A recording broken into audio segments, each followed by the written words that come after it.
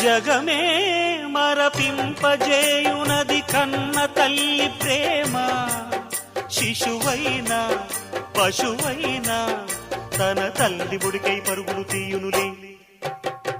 జననీ అను మాటలోని తరించు మనిషి జన్మ. ఇలనైనా గలనైనా ఆ అమ్మ రుణమే ఎన్నడు తీరదులే. ప్రాణం నా ధ్యానం మా అమ్మ కోసమని, ఉన్న బ్రతికున్న మా అమ్మే లోకమని.